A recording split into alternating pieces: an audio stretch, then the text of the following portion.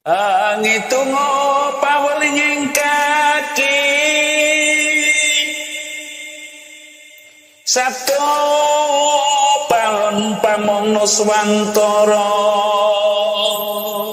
tapi ulo salam yo atur bagyo isuka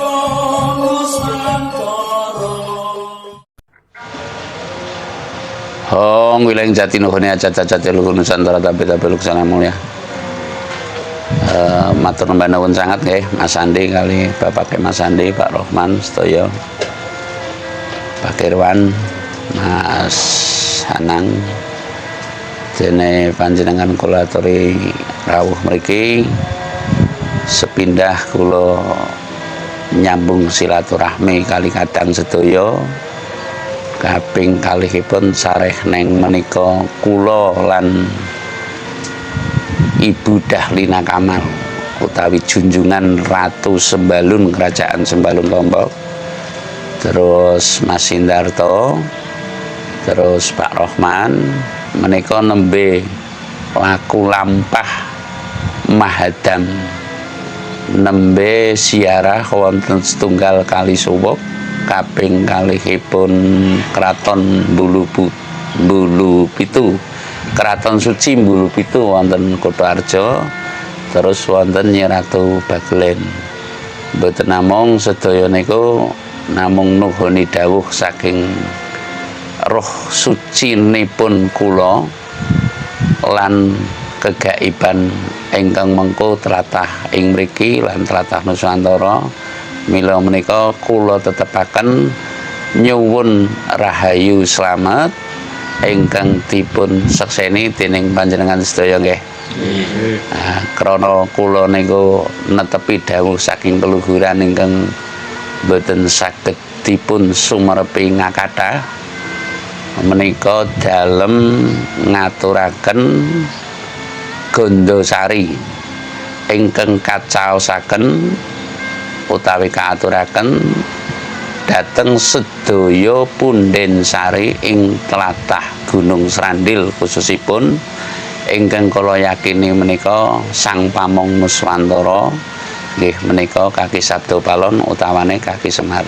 Sedaya Gondosari ingkang sakwontenipun wontenipun ulam rasul inggih menika kagem ngabekteni dumateng rasa ya rasul ya rasaning pangeran kula kalian Ibu Dahlina Kamal kalian Mas Sindarto kalian Pak Rohman nggih.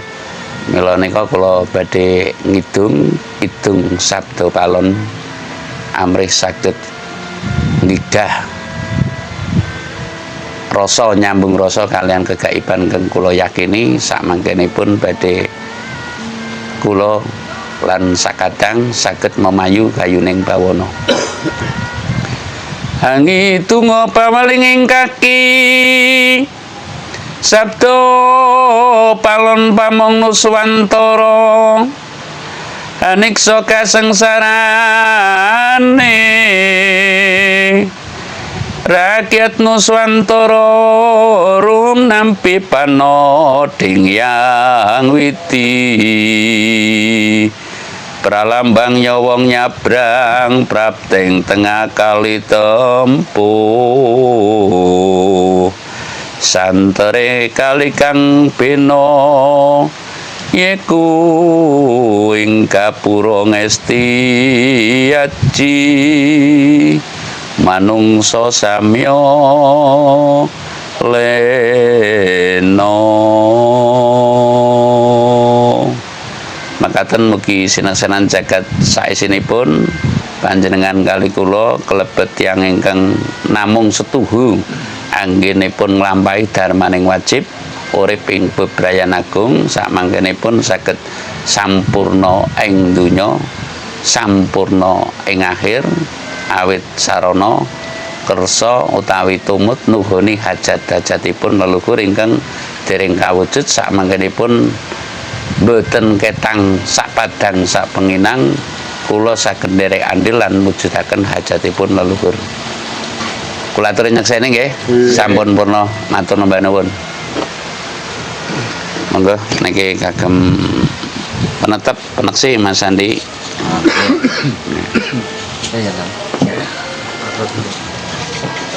Pak niki.